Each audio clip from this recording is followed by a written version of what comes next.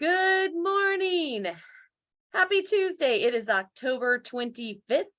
We are Mortgage Pros 411. I'm Audrey Boyce-Noe with my co-host Kevin Casey and our special guest today, Rick Bettencourt. He is past president of NAM. I mean, this was our face for the entire country of NAM. That's right. It's a good looking face. It's so good looking. And he is a VA loan specialist, to put it mildly. Rick, you took your business from what percentage to what percentage in 5 years? I went from about 9% VA production to about 91%, and it bounced anywhere from like 83% to 92%. I'm pretty high right now, but yeah, in about 5-6 years. So do you live on a military base? That's the other cool thing. The way that I did it, I don't have any active, I really have no active duty bases in sort of the Boston market. There's, I have a couple Coast Guard stations. I have Hanscom Air Force Base, which is a very small base relative to what some of the listeners or viewers may know, like a Lackland Air Force Base where they have 50,000 people.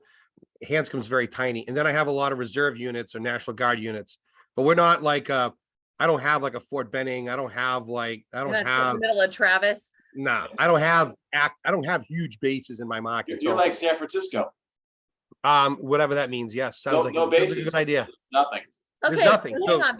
Before we take the deep dive, there's a couple little housekeeping things we want to take care of. The first one is we just want to mention, because Inland Empire Camp is really come back and is making its presence known. They're having a Halloween party. I talked about it last week, but didn't have any good details. So here we are with the actual details. It is October 28th. I so want to go to this. It's $20 before the 26th of October, and then I don't know, something after it. They've got like special drinks named for the mortgage, and I don't know, they're putting a lot of effort into this. It's in Rancho Cucamonga, from 7 to 11 p.m. on October 28th. So if you would like more information, and if there's anyone from that chapter on this call, just go ahead and put it in the chat for everyone. But let us know if you need anything else on that. We just had an NMLS class live at the Sausalito Yacht Club yesterday. We're going to post some pictures of that, because if you don't know what Sausalito is, it's the most gloriously beautiful place ever. It was blue skies, sunshine, right on the water. You could see San Francisco off in the sunset. The bridges in the distance. It was so stunning. We should have had 1,000 people there yesterday. So next year, watch for that class in Sausalito. We had a ball. People loved actually, it was really cool. One moment while I had a little break while you were teaching, and I stepped out and looked out on the deck. 2 Navy jets went jetting past it was the coolest thing, right towards the Golden Gate Bridge. It was like, oh, that's sweet. Well, that was probably in preparation for our VA focus today for sure. Yeah. And then we have, I have an upcoming NMLS class in November with OC Sola Camp. So you can do that online with us. And then if something else pops up between now and then, we'll let you know. But we've had a lot of fun teaching this year. It's been really great. And we're looking forward to doing more of that next year. I think our students had even more fun. So there's another really, really important thing today. It is Rick Bettencourt's birthday. So let's sing happy birthday to him, shall we? You ready, Kevin? Are you in? No, I'm going to let you do the singing. No, I'm not doing this by myself. You. Come on, Kevin. No. Oh, God, you're such a downer. You don't have to sing. I thank you very much, Audrey. Well, Rick, you're such a singer. So you know what? When you look at Rick, what do you think his speciality would be? Would you think it would be Disney movie songs? No, you wouldn't. But if you've never heard him sing Lion King, you have missed out. So please, if you have the voice, if you're at NAM events, stand by. He will eventually break in a song, and it will be fantastic. I have been known to rock out and do a wonderful rendition of Frozen, Let It Go. So I do know that song. And I believe we may or may not have almost been kicked out of a hotel last year when you were doing it in the atrium part. Where were we? Was that DC? That was at NAM Ledge, yes. Oh, good God. That was hilarious. I swear to God, those security guards were freaking out, but it was awesome. Actually, he can actually sing, believe it or not. So with all that, we're going to take a little dive into this. We are having a green day on the markets, kids. Don't get used to it, because we still have a really good day to lock. Is it green? It's green, baby. It's green. I mean, again, like, really, how excited can we be unless it's green? Not a great day to lock, just a good. So just remember, we have more to lose than to gain still in the next probably month and a half. Some people are saying 6 months. Kevin thinks it's 18. Is that what you said? No, you thought it was quick, right? You thought it was shorter. Some people think it's longer. And as we have figured out this year, what on earth are you doing, Rick? I was asked to stand. They want to see the shirt. My shirt is a tribute to the United States, Britain, and Canada for their participation as allies in World War II. So it's one of the Oh, military. very shirts cool. I on was going to there. ask that question, actually. So you got the We love American our flag, Canadians. British and Canadian, and my mother is half Canadian. She was born in her parents were born in. What is it? Utah? It's Normandy, yeah. So it's all the beaches, Utah, Sword, Omaha. Gold, Juno. So like there's Utah, Omaha. I'm reading backwards here. Sword. I can't read that one. Gold, that's gold. I think that's gold. And then there's Juno. So yeah, those are the beaches that those allies landed at in Normandy. All right. Well, we love our Hey, allies. Rick, Thank I'm God. assuming you served in the military? I tried and I couldn't enlist. I have asthma, so I tried enlisting twice and they Right, wouldn't let me in. This is a really good point, because Yeah. you're really big on VA loans, yet you never served. Yep. Because most of the time you think that the guys that are doing VA loans are guys that Yep. have served. Yep. And it kind of is a little bit of an obstacle for people if you're in the loan business, like, oh, well, I didn't serve, therefore I should be, focusing on VA. But here you are, you didn't serve, and yet you are serving vets greatly. Serving now. He's definitely serving now, aren't you? We come from a very Yeah. long line of sort of patriotic individuals in my family. My whole family was Army. And when I got in the mortgage business in 2003, I quickly identified that our military community was very much underserved. Yes. And in 2007, there was only, a lot of people don't even realize this. In 2007, there was only 251,000 VA guarantees in the United States, which means there was only about 251,000 VA loans originated, purchase or refi in 2007. And I believe in 2021, they peaked out at like 1.6 million, something like that. So, Folks, and is Yeah. that That's all you, right? You did all. oh yeah, I wish you told me. Yeah. But it's the growth in the growth in that space has been 500-600% in the last 15 years. All right, so let's start there. So VA loan originations were not what they should have been or could have been. And that's out of, do you know how many vets we have? I believe At it vets and varies on a daily basis, literally varies daily. I believe there's Yeah. about 30 million veterans in the United States, plus or minus.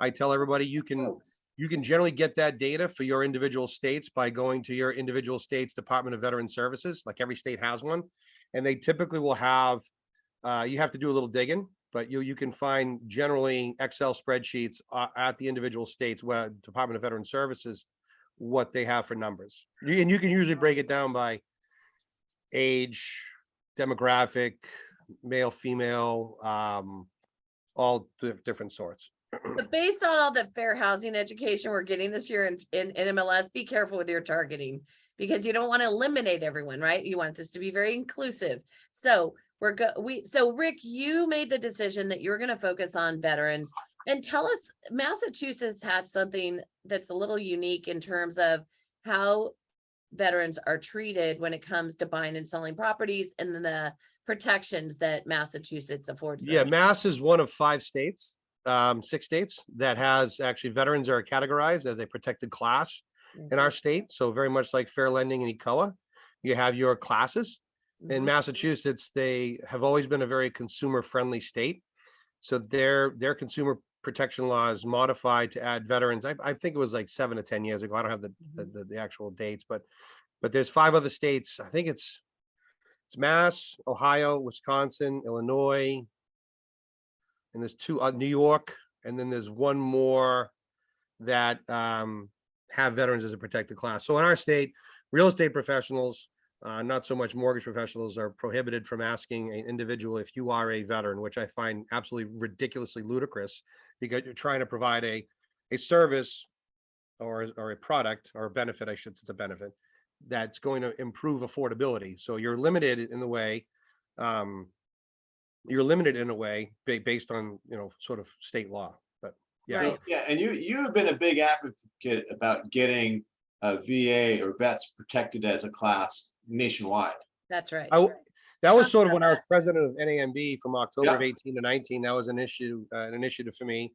GA had taken it up a couple times before, but there were just other pressing issues that we had been working on at that time. So we kind of tabled that, 3% points in fees cap. We worked on, NAMB, when I was GA chair, we helped repeal the Bigot Waters Flood Reform Act, which was a joke. People don't know what that is, Rick. Talk about just briefly what that is. So the Bigot Waters Flood Insurance Reform Act from, I think it was 2015, it essentially took away the subsidy in the federal flood insurance program. So then what it made it do is it made it almost all privatized. We had condominiums in Florida that were literally overnight from a Monday to a Tuesday, their annual flood insurance cost went from $6,000 to $36,000. We had, in some areas in Massachusetts, there's some lowland municipalities where we saw flood insurance go from $1,500, $2,000 a year to $10,000. Yes. So that, although I understand where Representative Waters was going with the idea, and certainly there are some issues that need to be addressed, the manner in which it was undertaken was certainly not thought out very well, because it nearly put a stranglehold on the financial world, the mortgage world. And I think it was repealed. I think that's one of the fastest laws that was signed, but yet then repealed by a subsequent bill within weeks. It was just, but it was bad. And but NAM was very successful in lobbying that. We got that repealed. So when I became president, or leading up to that as president-elect, I'm like, let's see if we can try to make this happen, because of the widespread sort of discriminatory practices that we see against our military, both in the refinance and the home buying process, where people like, I'm not going to sell to you.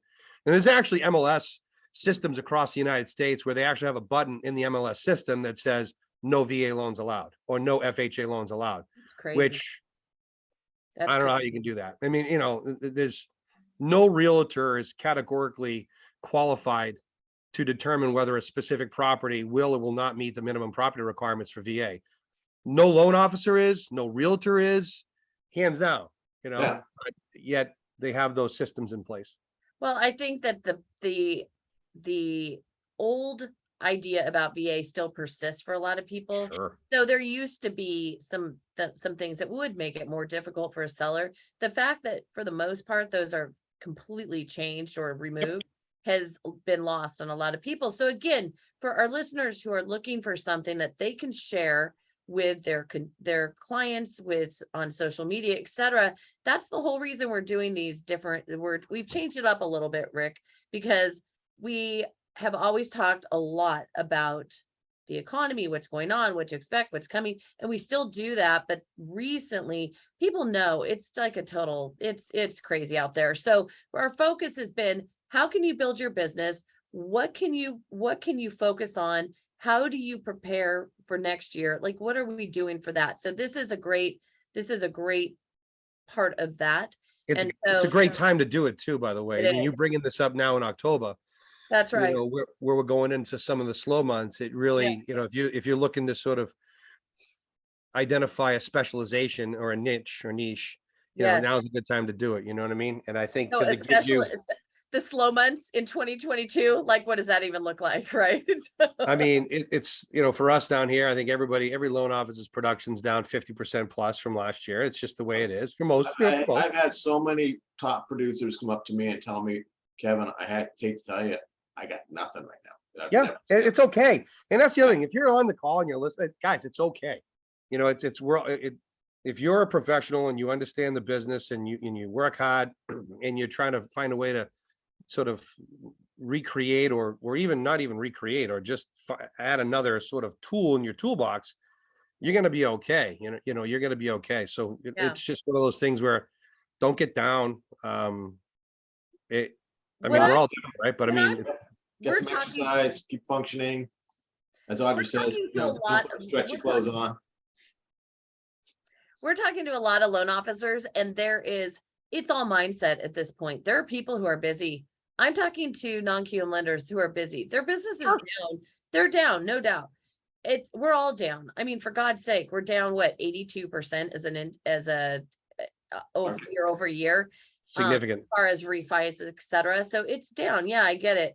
But we still have 29% of the market is first-time home buyers. So all this talk about affordability is important. However, 29% of the market is still first-time home buyers. What was it last year? 28%. So we're actually a little better for those who are courageous and not afraid of, oh my God, what is going to happen? This is the time because they don't have the same competition. You are able to have contingencies. You can find out whether, to Kevin's point on his clients, is there mold in the air conditioning unit? So maybe you want to cancel your contract if the seller won't help fix it, right? A year ago, they would have bought a place with mold in the air conditioning unit and had no idea until someone in their family was sick. This year, you know now that that's happened, and you can make decisions that are right for your family. These are good things, people. It's it's also a great time to say, how do I focus on working with service members? Like what should I do in order to, so like my phone I get calls every day. I get calls every day from realtors that I have no idea who they are. Wow. I have no idea who they are. I've never worked with them. So they're calling you. So my business plan, my sort of modus operandi has always been, I don't care about the big fish that do 100 units a year and get their name in the magazines. And I don't care about those people. Yeah. What I do is I go out and my MO has always been, I want 500 agents to send me one VA loan a year. That's it. And so I've branded myself as the VA guy up here in New England. And now I'm doing regular podcasts with the Department of Veteran Affairs. So that they're visiting one region up here in New England. And I got a call the other day from a realtor.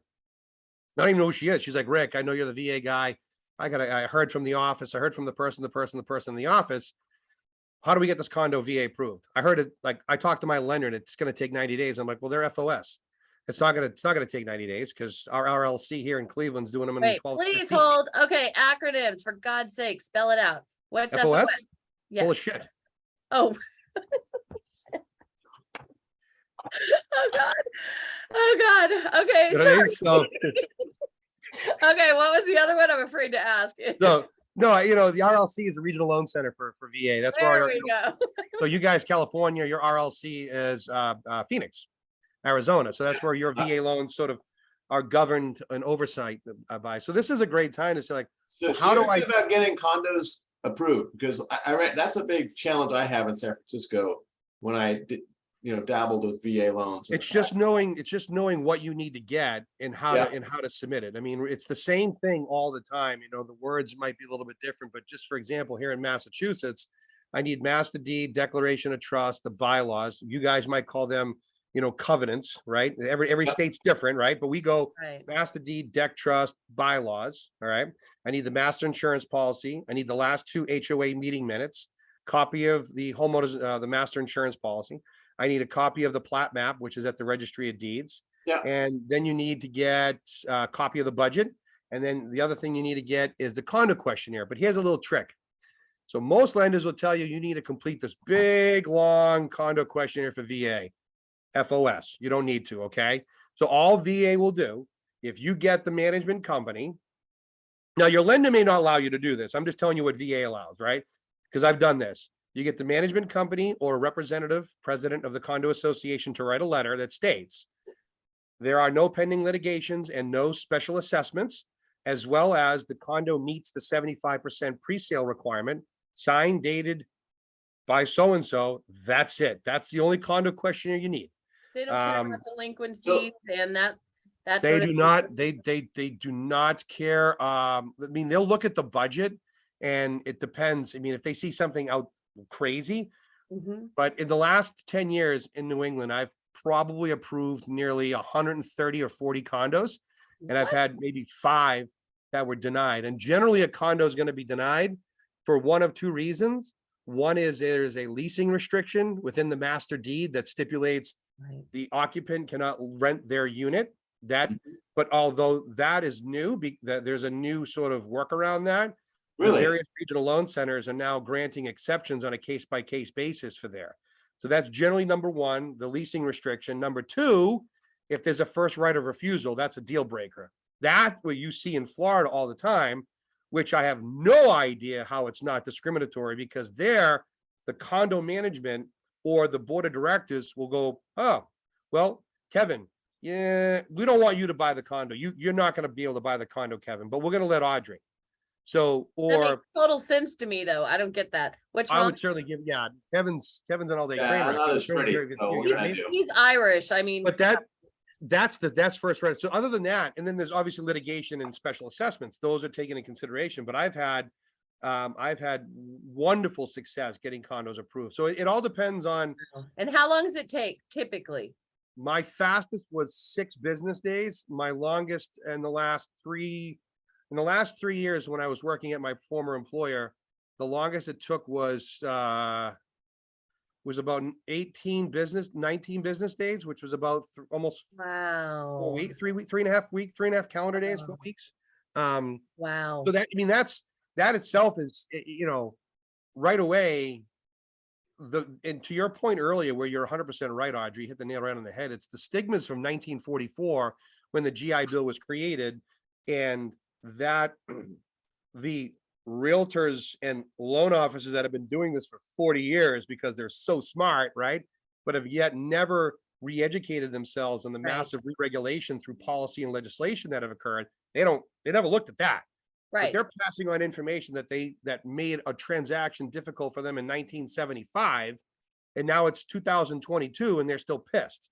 Well, that Right, VA right. loan in 1975 didn't close because of guidelines that have been rewritten 4 times, right? Right. So it's like the classic loan officer realtor that's got the business card with a picture from 1985, right? They're like, yay, So Mhm. that's the issue that you have, is the lack of Right. sort of education and knowledge Well- that what has changed. I mean, a perfect example is when Senate Bill 2155 was passed in 2019, which completely changed the cash out refinance provisions for VA, as well as modified the EARL requirements, So, but it's just the lack of knowledge. But Well, I condos, think- guys, condos are easy for Okay. VA. So I tried to do a VA loan, and it was on a big, beautiful condo in San Francisco, overlooked the Golden Gate Bridge, the bay, spectacular views. It was a $3 million condo. And yeah, actually, I think it was 3.5. We were doing 100% financing. Love it. Love it. Okay. But it got killed because the condo association did not allow rentals in the building. And the reason, the reason they don't allow rentals is because the jumbo lenders in that market, because it's not, the average lender is a jumbo lender in a $3 million project, right? Or a $3 million per unit project. And therefore, the jumbo lenders all required that the association have this stipulation that no rentals be allowed in the building because they felt it would hurt the value. Well, so then I come along with my VA guy, and they're like, we can't make an exception for you. How would I have gotten around that one? Depending on when that was, Kevin, if that was last year or the year before, that's a tough loss. That's Right. not It was last year, so It Yeah. was. It's only been as of this year where I have spoken to the chief appraiser for VA, who's a wonderful guy, and there are some positive changes coming to the construction valuation world of VA, which would be the appraisal process, the appraisal MPRs, condos, things of that nature. Back in February or March of this year, they started doing case-by-case exceptions on the leasing restrictions that is identified in the master deed or the covenants of the association. So this year, in that case, what would happen is you would identify where in the sort of the master deed, or whatever you guys call it in Cali, where it states that the Right. veteran would then write a letter to the regional loan center for you guys, which is Right. Phoenix, and that veteran would write a letter saying, I so-and-so recognize the leasing restriction. However, I am okay with that. It's not my intention to rent it out, blah, blah, blah. Then that is sent to the regional loan center, and then it's bumped up to the director, John Bell III, for an exception. And I Wow. know that my RLC in Cleveland has done many of those. And I expect and you got to understand that leasing restriction was put in there not with the mindset of veterans. It was put in there with the mindset of active duty members, because if you're an active duty soldier and you're PCSing from California, San Diego to Boston, right? Yeah. And you bought a condo that wouldn't let you rent it, Now you're PCSing from Cali to Boston. You can't rent that. And what Right. happens is now you're putting in a financial strain on the individual. If they have a foreclosure, remember guys, this isn't a loan program. It's an actual codified federal benefit in the CFRs and USCs. They'll lose a portion of their entitlement in a foreclosure or a compromised loss. Now that service member is screwed for the next time they want to use their VA. So that they didn't want to have that leasing restriction, in play Right. when they're buying a condo. But the VA is recognizing that there's a lot of veterans that are discharged that are done. Done. Like, I don't give a shit about not being able to rent it. I'm fine. Like I don't want to rent it. Like Yeah, this was my case. My guy was, he was active reserve, but retired veteran, he was retired, Navy, active reserve, Air Force. He's a medical doctor. His wife is a dentist. They make really great income. Yeah. The two of them. She's not moving.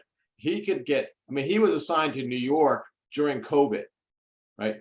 But it's only reserve, so it was temporary. He came back, he does that stuff. And then he was like, I'm not planning on renting the place. Yeah, and the spouse satisfies owner occupancy requirements under the VA handbook, so that's fine. So that's brilliant. I'm actually going to give him a call back because I could use that $3.5 million loan right now. So although I'm slightly terrified at this point to ask you to clarify what acronyms are, can you spell out what CFR and USC are?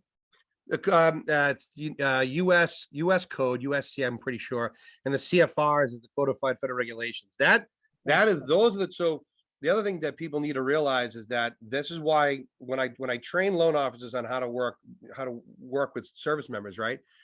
You guys, there's two things that, in my opinion, in 20 years of doing VA loans, and I do a lot of VA loans, there's two things that service members hate the most. One, politicians. Two, salespeople. And guess what? We're all salespeople. So we're numero uno targets number one, right?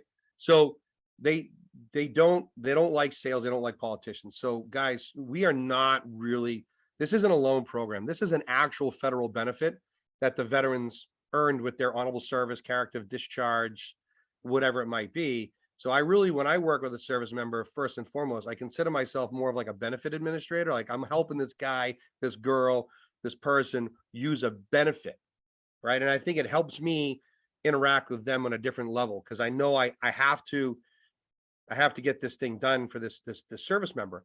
The people behind VA can't change VA overnight. Whereas with Fannie Mae and Freddie Mac, FHA, Brian Montgomery, great guy, HUD secretary, he can change FHA whenever he wants. Tomorrow he could change it, 4,000.2 or whatever it is. Same thing with, look at Fannie Mae and Freddie Mac just issued a new guidance today on LLPAs being removed for certain individuals under 100 AMI or under 120 AMI. That just happened overnight. But when you work with a VA loan, you have federal law, that's the USC and the CFRs, and you have policy.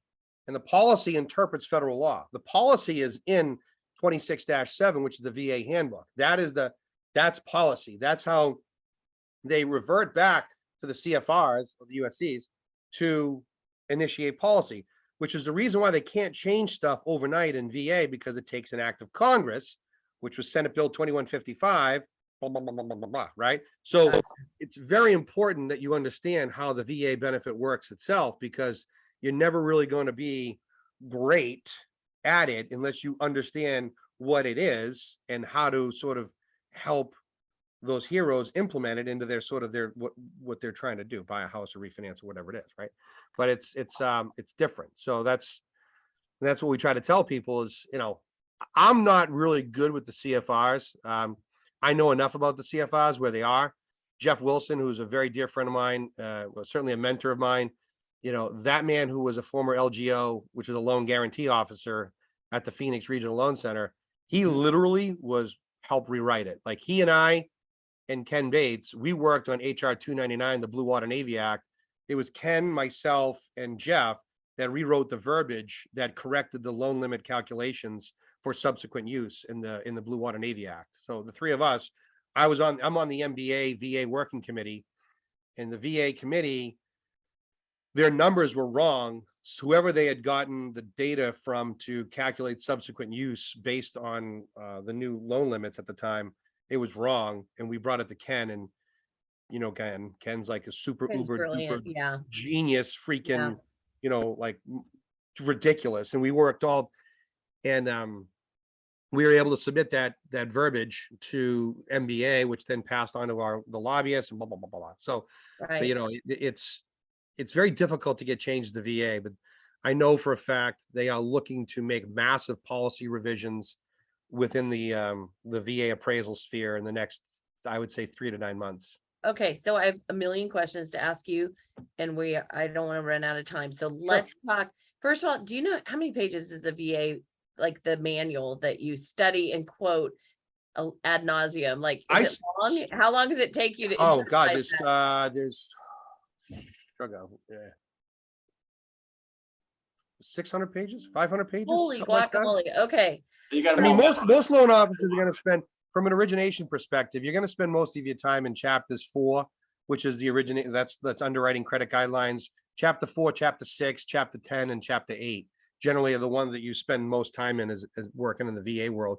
Okay. 95% of the time, it's chapter 4, understanding sort of the credit criteria for a VA loan itself. Okay, so let's talk for a minute about NAM certification that they offer and the class that was created by Ken, probably you. Well, Ken created the class. I mean, credit where credit's due. I've made some changes to the class. Mhm. You can certainly see Ken's aeronautical engineer humor in the class. He's and it's so like, dry, but he'll come out with something you're like, oh my God. I'm like, dude, I'm not a Mensa graduate. You got to give me a break here, right? He's like, but and I love that man to death. Yep. Like, I took my VA certification from Ken Bates. It was pretty fun. Oh yeah, he's the best. Like, and I passed, which was great because I had never done a VA loan. So That's I came a miracle. never doing a VA loan.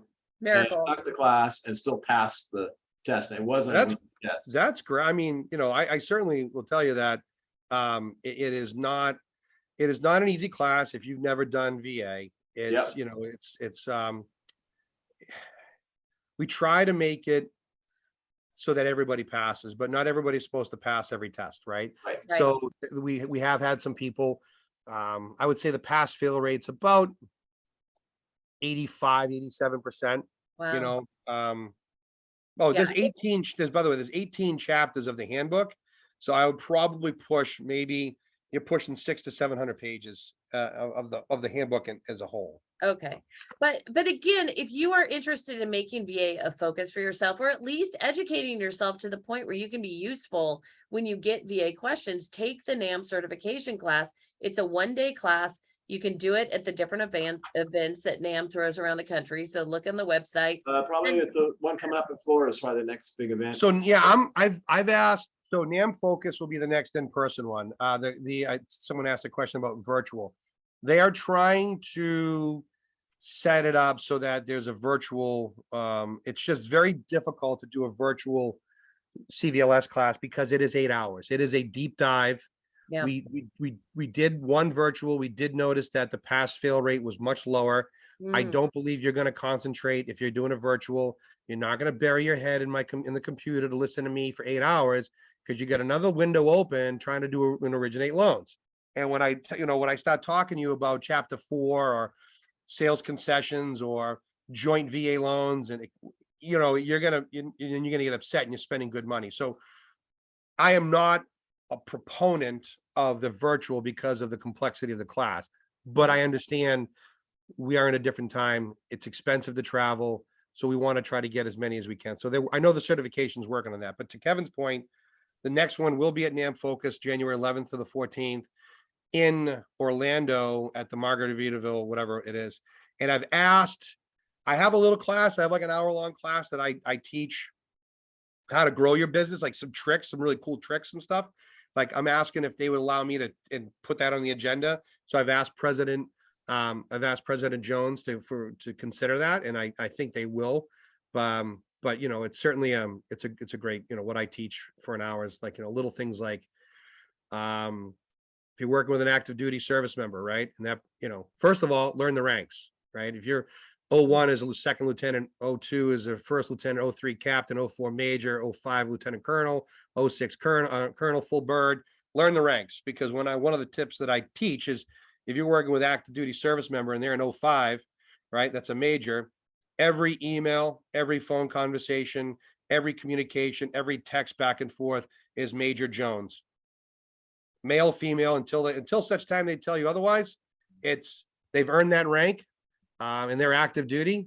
They deserve the rank acknowledgement, and I do that on every loan. And that's Wow. So VA loan etiquette. Yeah, you could call it etiquette. I mean, I think Yeah. it's professionalism. I think it's Right. professional etiquette, because it's like doctor or Right. whatever it is. But Okay, you'll know when. Like, I just worked with Lieutenant Colonel, and he was like, Rick, call me Arthur. It's fine. Like, no, okay, fine.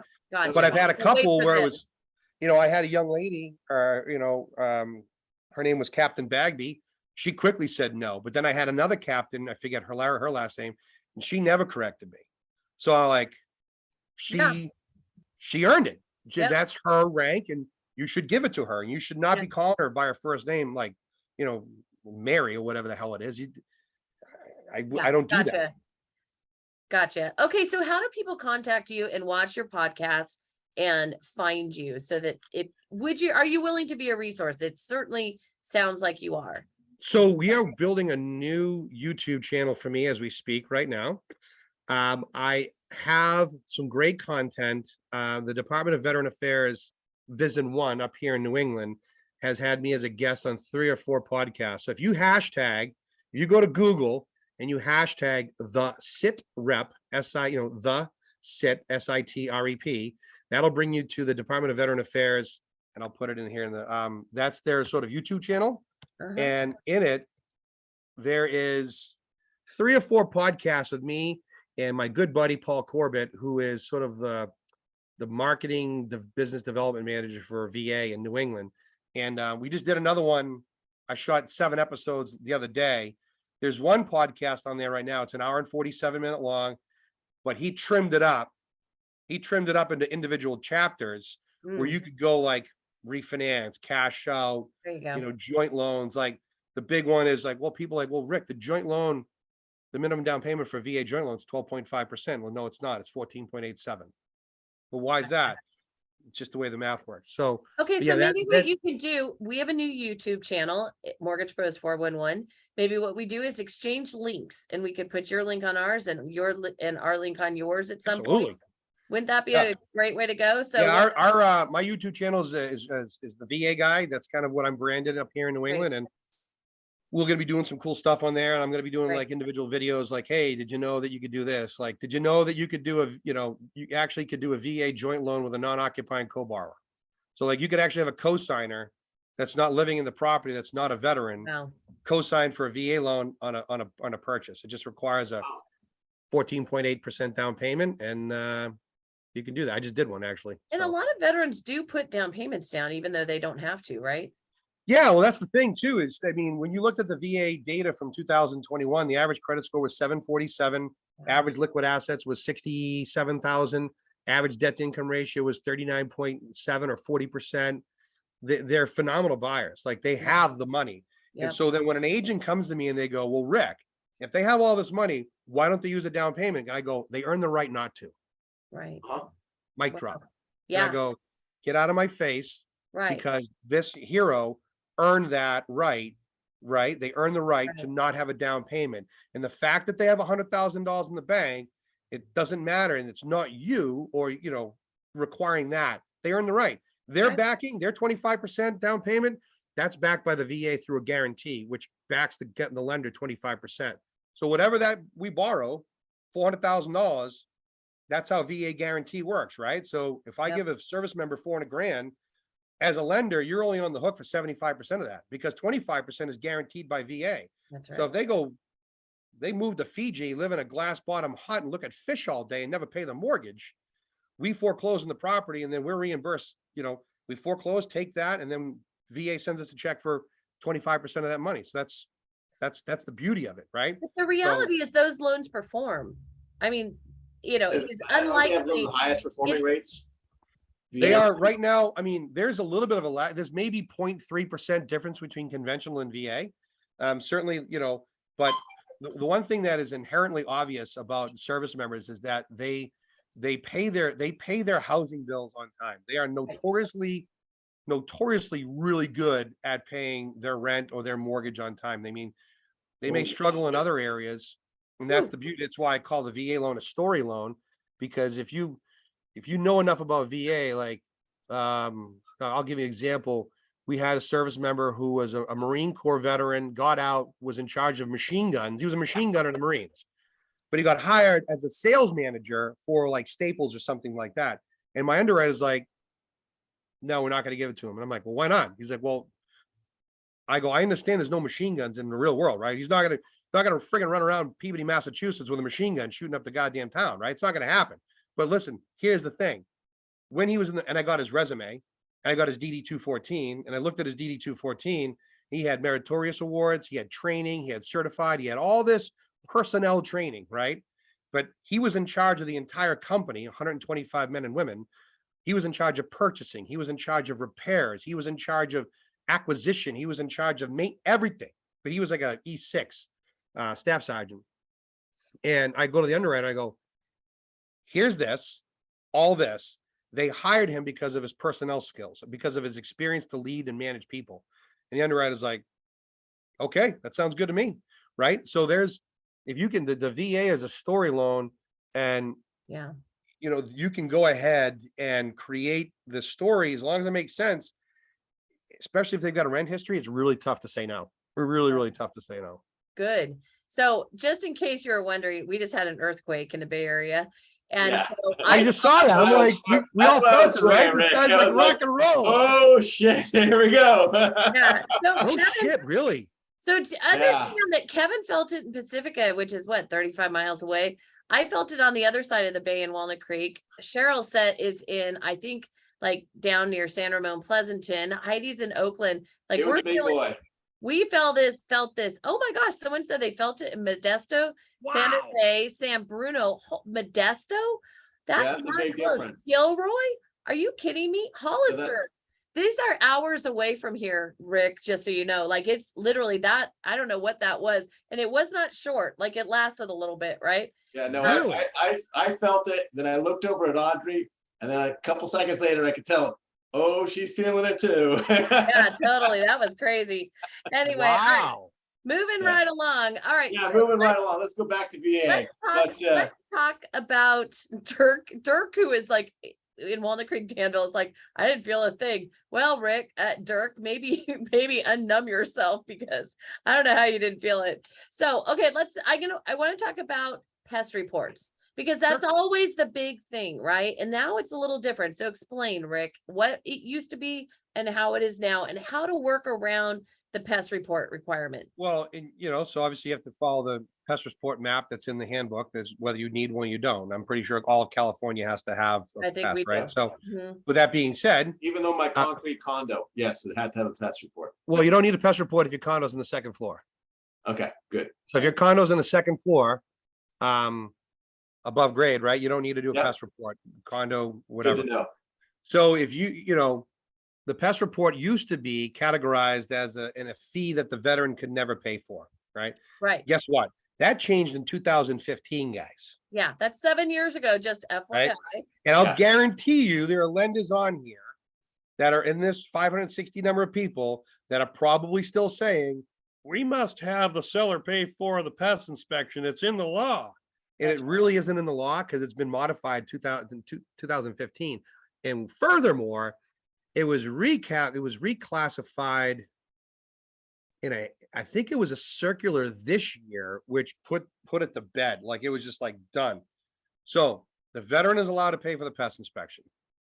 And there was a question earlier, which I'll tie this in. The veteran's allowed to pay for the pest inspection. Seller doesn't have to pay. Seller doesn't have to pay for anything, to be quite honest with you. If there's an active infestation, the seller is not required to pay for it. I mean, it must be disclosed on if that deal falls apart, right? Mhm. Then they have to disclose that on their seller's notification or their seller's statement, whatever it is. The veteran can pay for any infestation. And because it's an active infestation or evidence of previous destroying wood destroying insects, there's most likely a little bit of damage. So you have to get a general contractor or somebody to review it. Any repairs that need to be made, veteran can pay that. Veteran can pay for the GC, the veteran can pay for the repairs, veteran can pay for everything. There's nothing that the seller needs to pay. Nothing at all. So you can, if it's not, again, these were issues that used to be issues. They're no longer issues anymore. So really the sellers and listing agents have literally zero ground to stand on when arguing on, if you're looking at an offer, VA versus non-VA. There's no more. And in fact, you know, if there's a service member, if you wanted to knock a bond down, you could pay for that too. You just can't include it in the appraisal. So there's a lot of things that, you know, it's a non-issue. It's a non-issue We anymore. And in still fact, need a clear termite, but it's not required that the seller pay for it. And that's the important takeaway. no, So, absolutely and not. again, I sat in a meeting with VA, and I'm sure you were there too in Washington, DC a few years ago. And VA's position on the pest report was very much, we want to protect the veteran. So they want to make sure that they're not buying a house that's going to crumble around them. And Correct. but now there are options, which is brilliant and really good to know, right? It is 100% the mindset of the VA to protect the veteran and their family. That's it. That's why you have the minimum property requirements. Did you know that VA encourages lenders to accept pictures in lieu of final appraisal inspections on all minimum property requirement repairs, with the exception of lead-based paint sort of work? So Right. if you got a missing handrail, lead-based paint. so in other words, if you got to do scraping, peeling paint, the appraiser's got to go back out and investigate that and take a picture. Right. But if you got a missing handrail and you just got to replace the missing handrail, then you can actually, the veteran, the seller, the buyer's agent, just take a picture and send it to the lender. The lender's lap, the staff appraiser reviewer, can sign off on that NOV and be like, the work's been done. You don't need to send the appraiser back out there to get a as-is appraisal. On the NOV. The SAR just signs off on it. So that's a staff appraiser reviewer, and the NOV is the notice of value. So it is, 100%. So it just, they make it easy. So Jill made the comment, peeling paint tripped my customer up last January, tough to paint an exterior in Livermore in January, and they got it done. But peeling paint would have been a trip up on any loan program right? Do an escrow holdback. I do how many escrow holdbacks I do every year for VA and winter. I mean, we're talking, I'm in, this is winter. Like, we're up in Boston. Yeah, It's you like, have real winter. it's minus 15 in February, and my veteran wants to buy a house and is peeling paint. No, of course you can't do exterior paint. So what? The VA going to say you can't close on that house? No, you do an escrow holdback, do an EHB, and you can even have the veteran self-fund that with their own money on an escrow holdback. Let's say the exterior painting's $3,000. My previous lender, we only required one estimate. We would hold back $4,500 of a self-funded escrow holdback. Done. Close. Great. Spring comes. Do the work. Hallelujah. Nice. From the guy in a state with real winter. We have fake winter, right? Oh, I mean, it's like, I did my very good friend. He was a Marine. Ryan Urbanski. He's a police officer. He bought a house, and he bought the house in March, and it was cold out. And he's like, Rick, what am I going to do? I'm like, dude, we'll just do an escrow holdback. It's fine. No big deal. And we have a basic escrow holdback form that we used, gave it to him, and the contractor sent us the estimate for, it was like $2,100. I said, but that's the beauty. So here's the beauty, right? It's 100% financing. He had $37,000 in his bank account, didn't need a down payment, was able to pay for his closing costs and self-fund his own EHB to close, knowing that he's going to get the money back in the springtime. That's the beauty of no down payment. That's the beauty. Holdback. Yeah, that's beautiful. Escrow holdback. That's brilliant. Okay, someone's asking the question, can a veteran be exempt from a portion of property taxes at 90% disabled? That's up to your town or your county, but certainly, County. Check with your county. Great. All right. Most likely you're not going to be able to take that into consideration for DTI calculations, because most likely when they're buying, they're not going to get that tax exemption until they've had the property for a full year. So there's only 2 states that I know of that allow you to fully exempt taxes. And California might be a different, but I don't think they can. Texas and Florida, you can go to the county tax collector. Correct, Texas. You can go to Texas, you can go to the county tax collector, the municipal, show them the 100% disability award, They're like, yep, they'll write a letter and yep, you're 100% exempt. It starts right away because all the taxes in Texas are collected in December for the last 12 months, and you're good. So the way That's awesome. we can't do it in Massachusetts because we're quarterly, February, May, August, November. So they have to be in their home for over for a year before they get the exemption is granted. Gotcha. That's good to know. Okay, so briefly, let's talk about the appraisal process. I remember way back in the day when I started, we always thought that the VA portal was just a cumbersome, horrible thing, and you couldn't know your appraiser and blah, blah, blah, and you couldn't talk to him. And then the entire appraisal industry became that, right? We all went to AMCs, and now, it's just normal. So tell us a little bit about ordering an appraisal, a VA appraisal, what that process looks like, and then talk about Tidewater briefly. Yeah. Please. I mean, the VA appraisal process is very simple. You get the purchase and sales agreement, scan it as a PDF, you go in, and my assistant did all my web LGY stuff. So I'm not an expert on web LGY, I'll tell you right now. Tell us what it is. All I hear is LGBT. What did you just say? Web LGY is it's the web loan guarantee. It's the VA portal to get into order a COE or order submit condo docs or order an appraisal. And that's when you order the appraisal, that's when you get your VA loan ID number. That, like, for us, it's like 73-73-6 and then like seven digits. So you upload the PNS, you order the appraisal, it's auto assigned, and then you just track it. I mean, you can reach out, loan officers, mortgage, you can talk to a VA appraiser, you just can't talk value. You can be like, hey, when do you think you'll have it done? By the way, they're going to be away next week or something. You don't do VA loans, and suddenly if you don't do VA loans, and suddenly you're doing one, it is really mind blowing when the appraiser calls you and said, listen, I'm having a little challenge coming up with the value on this one. Can you help me with this? And you're like, Tidewater. Oh, yeah. I'm like, wait a minute, hold on. You're asking me? Like, yeah. Okay. They'll call you up and they'll talk to you about how they came up with the value, what the other comps that are around, and it was eye opening. It's awesome because if for loan officers on here, if you want to, so one of the things that I teach is E&E, right? It's education and engagement. That's how you sort of become to grow your niche in the military space, is education and engagement. Yeah. Education is bifurcated into two places. You educate realtors and you educate military service members, right?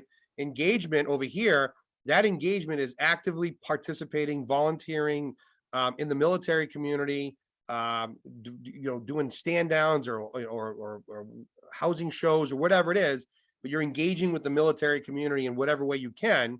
And guess what, guys? You do it with the expectation of making not a friggin' single penny on anything, because you're volunteering not to put your name in Scotsman Guide, but because you're volunteering to help a service member get a home loan, use their benefit, that done a hell of a lot more for this country than all three of us or 560 of us have done. So that's sort of how I built this business, right? And Tidewater bifurcate into the sort of the education sphere, realtor community. I go in a real estate office and I go like this, and I catch them every time. It's awesome. It makes me right away. If you talk about Tidewater, you will be the local expert, especially if you're in a market where there's not a lot of VA people that do VA like me.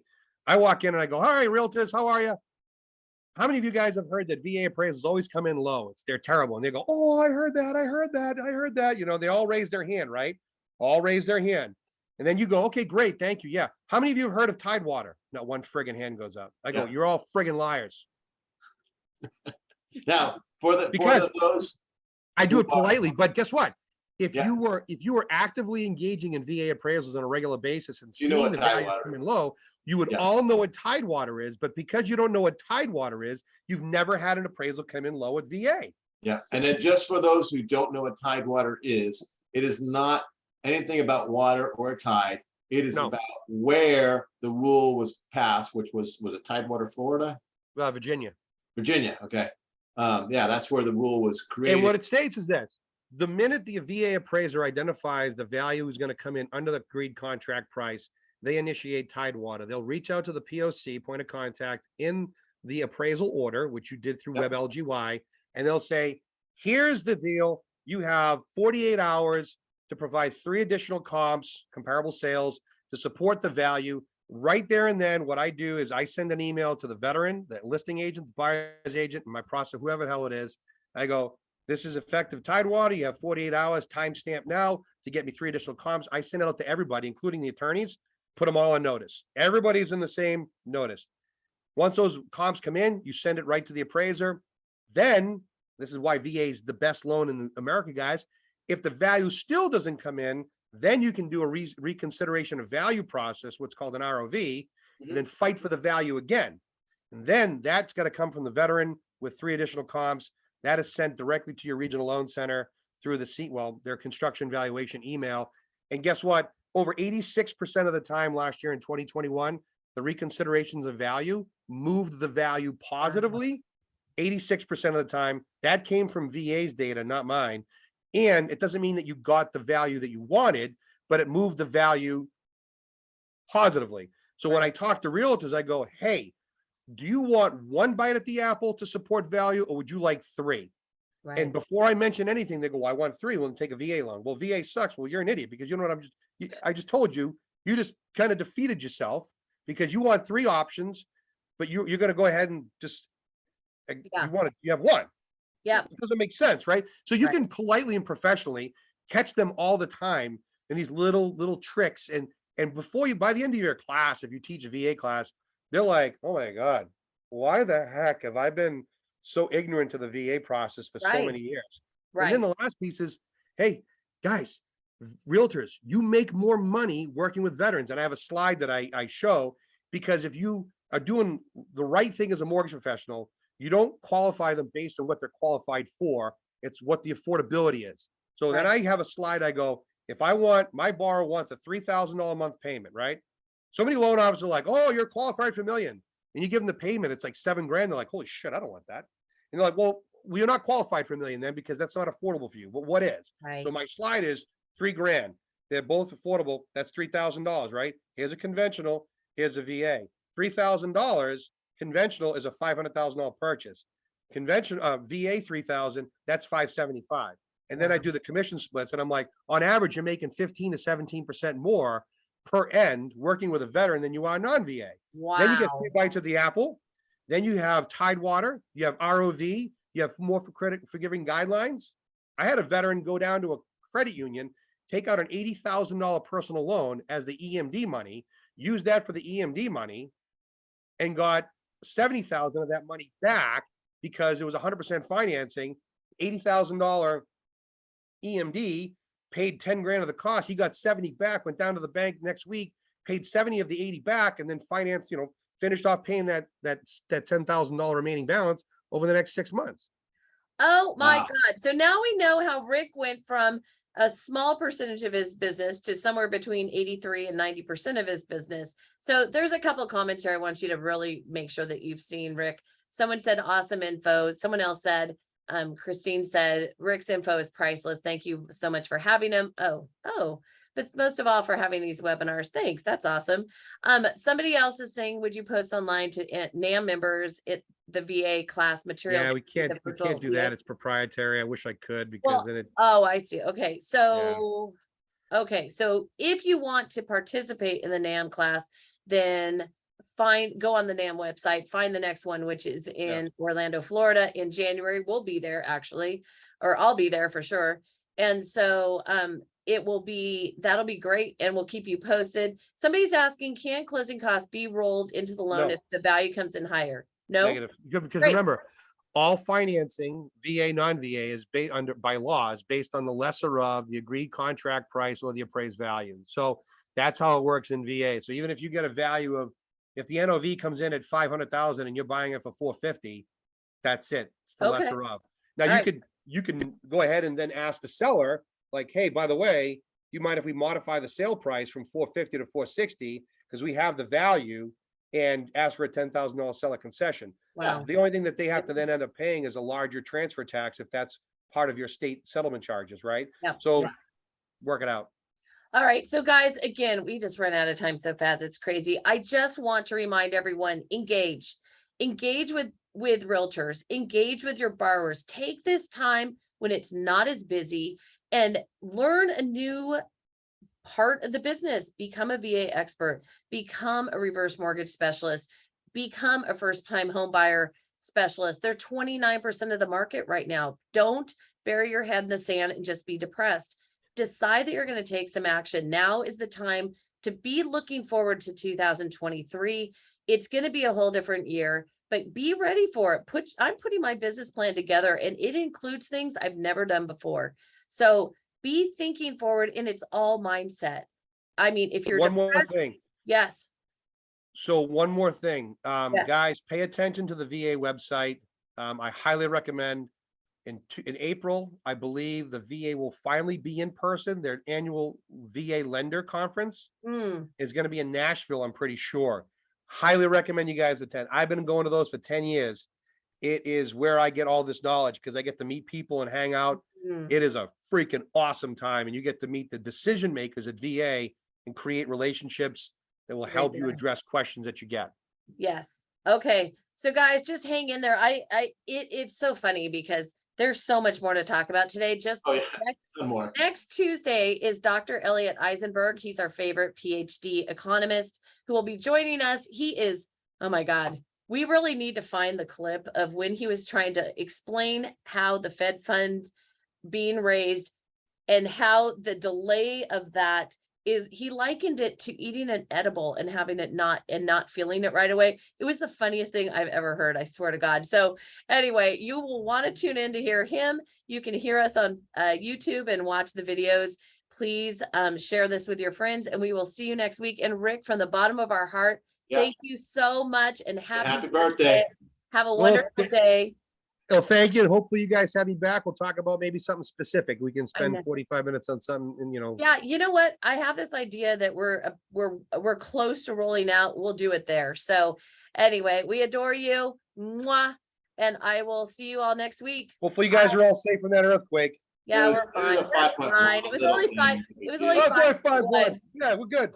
5.1. No biggie. All right, kiddies. See you later. Bye, Bye. guys. Take care. Bye.